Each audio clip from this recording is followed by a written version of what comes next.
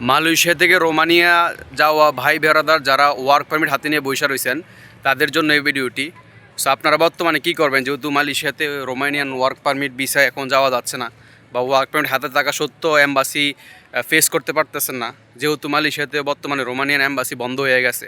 So আপনারা কী করবেন, আপনাদের জন্য সবচেয়ে বেশি করণীয় হচ্ছে আপনারা নয়া দিল্লি বা ইন্ডিয়ার ভিসা করেন, দিল্লিতে অ্যাপার্টমেন্ট নেন, অথবা সিঙ্গাপুর অথবা থাইল্যান্ড। সো বর্তমানে থাইল্যান্ডের ভিসা খুব কম হচ্ছে মালয়েশিয়া থেকে, আপনি চেষ্টা করেন ইন্ডিয়ার ভিসা নেওয়ার জন্য।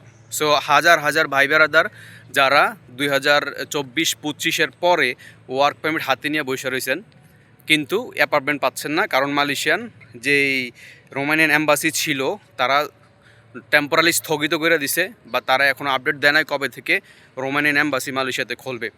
সো সেই হিসাবে আমি বলবো আপনারা ধৈর্য ধরেন এবং প্ল্যান করেন যে অন্য কোথাও বা কোন দেশে গিয়ে অ্যাপার্টমেন্ট নিয়ে ইন্টারভিউ দেওয়া যায়। অবশ্যই ভিসা পাবেন, রোমানিয়ান ওয়ার্ক পারমিট মানে ভিসা 99% বর্তমানে, যেহেতু সেনজেন একটা দেশ।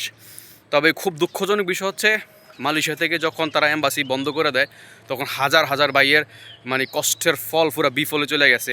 হাজার হাজার ভাই বেড়াদার দেশও যেতে পারতেছে না এবং ইন্ডিয়া গিয়েও ভিসা করতে পারতেছে না, খুবই দুঃখজনক। তবে আমি বলবো আপনাদেরকে, আল্লাহ যা করে ভালোর জন্য করে, অপেক্ষা করেন, ধৈর্য ধরেন, আল্লাহ ভালো একটা কিছু দিবে, ঠিক আছে। তবে যদি না হয় তাহলে দালালের সাথে বা এজেন্সির সাথে কথা বলেন কীভাবে প্রসেস করা যায়, অন্য কোনো দেশে অ্যাপ্লাই করা যায় কিনা। বর্তমানে স্লোভাকিয়া খুব ভালো একটা দেশ, চেষ্টা করুন ওইখানে।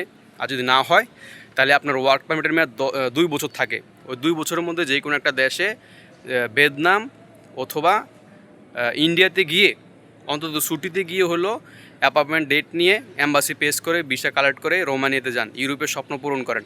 আপনাদের জন্য শুভকামনা রইল, দোয়া রইল। ভালো থাকবেন, চ্যানেলটি সাবস্ক্রাইব করে পাশে থাকবেন।